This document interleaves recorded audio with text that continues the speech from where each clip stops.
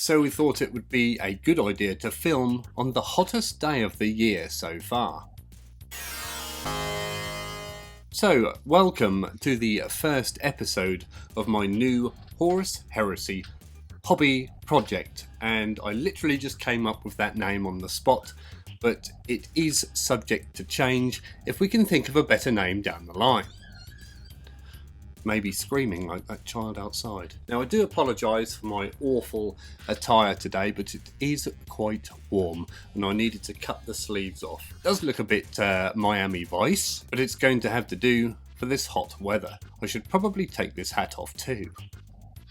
So this hobby project is about building, assembling and painting the new Horus Heresy box set, which came out last month, and unfortunately I appear to have had the busiest month since records began, and I haven't had as much time as I would have liked to get going on it. However, we are making slow but steady progress. First things first, we've built all the Mark 6 Marines, so I'm going to take you through what we've done. Now I just need to let you know what the point of this army is. This is an army for gaming. This is not an army that's going to be built and painted for use in things like Golden Demon, so we're going to do it in a sort of efficient manner as opposed to taking our time, spending hours and hours on small details that you're not going to worry about on the tabletop. The goal is to get it on the table and play some games with it. Anyway, let's jump in and have a look. Okay, so first things first,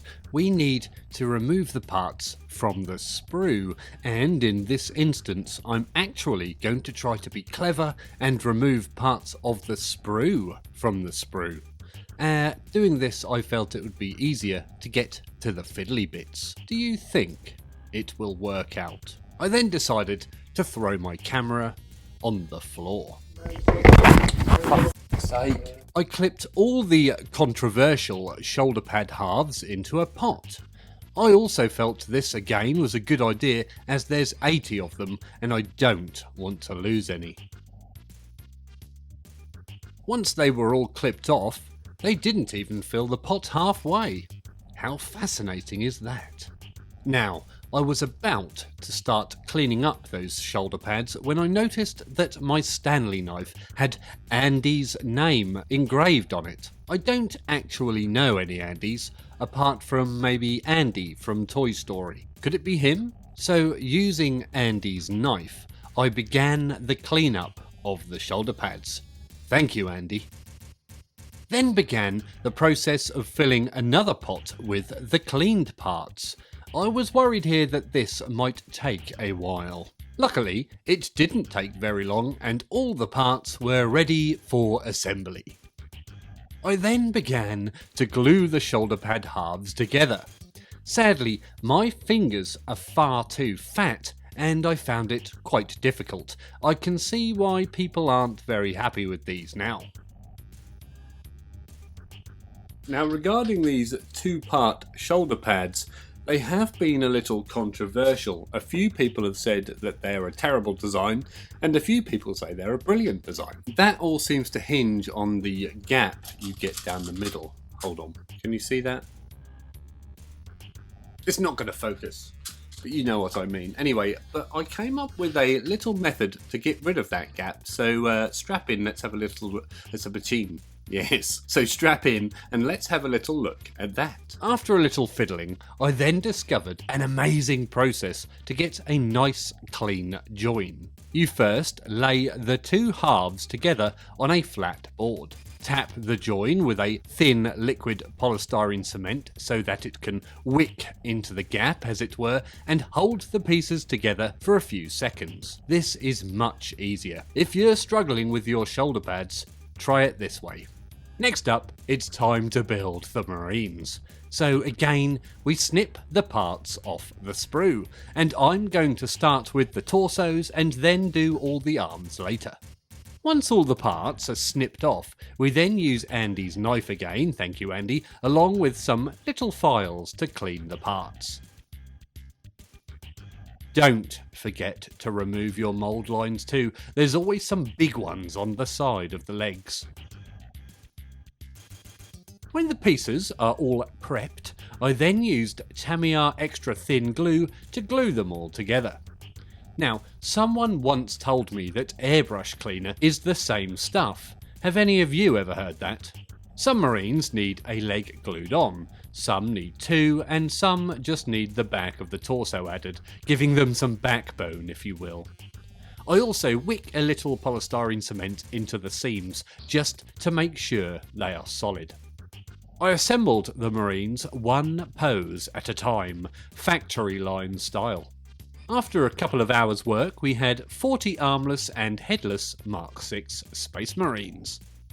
I then felt it was a good time to start sticking the Marines to the bases. Again, I used Tamiya extra thin for this, but on hindsight, I think standard gloopy glue would work better.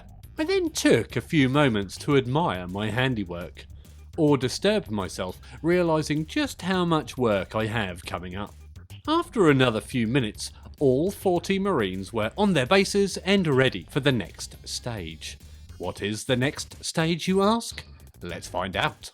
So it turns out there are a couple of Sergeant miniatures that I need to build. I felt it was best to get those done first, so I blue-tacked the arms on to trial some poses. One is going to have a sword, and the other Sergeant will have a power fist. Some might say that Night Lords should have a claw, but I prefer the look of the fist in this case. Feel free to report me to the Night Lords Club for my crimes. After arranging my Marines nicely, my son decides he wants to arrange his cars nicely. I buy those Hot Wheels for him, honest. Now, also of note, you have to assemble your arms on specific Marine poses. And what I did is I tried to not do that and have a bit more variation and swap the arms between different torsos. And all that happened is it just made it a little bit harder for very little variation. You still can't really tell the difference. So my advice is just stick with the instructions. They don't look that much different if you do swap the arms and poses around. Save yourself a bit of hassle. What happens is sometimes you get little gaps in the back of the arms and things, and nobody wants that. After a couple of hours, I then had all the arms glued on.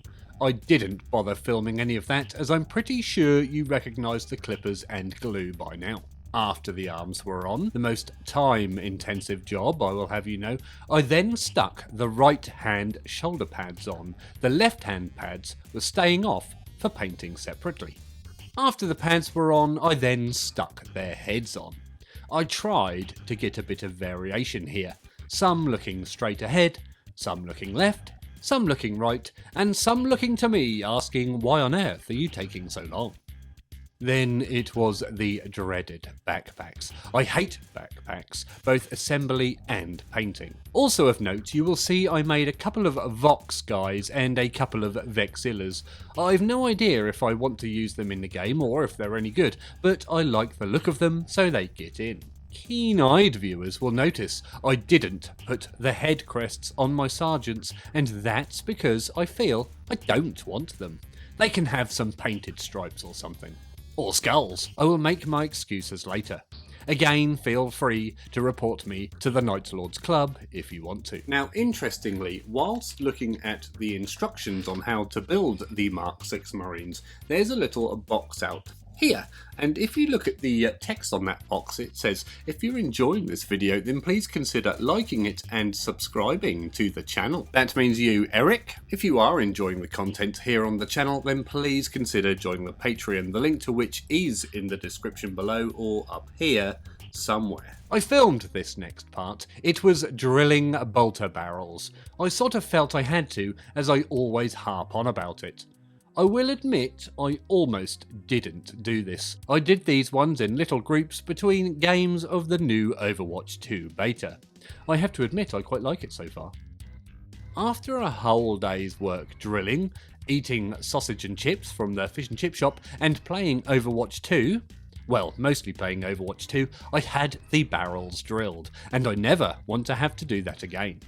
With the barrels all drilled, the Mark VI Marines were all built and complete, and I can now move on to the next miniatures, and I think in this case it's the Terminators. So anyway, that is 40 Space Marines built. What did you think of that? Have you built yours yet? I imagine half of you have already painted them. I haven't done the texture on the bases yet, and I'm probably going to do that after I've built the Terminators and the Dreadnought and get it all done in one day, because it's all about efficiency, remember? Anyway, if you want to see some more Horus Heresy content, and I know you do, then check out the playlist up here somewhere. As always, thank you very much for watching, and always remember to drill your barrels.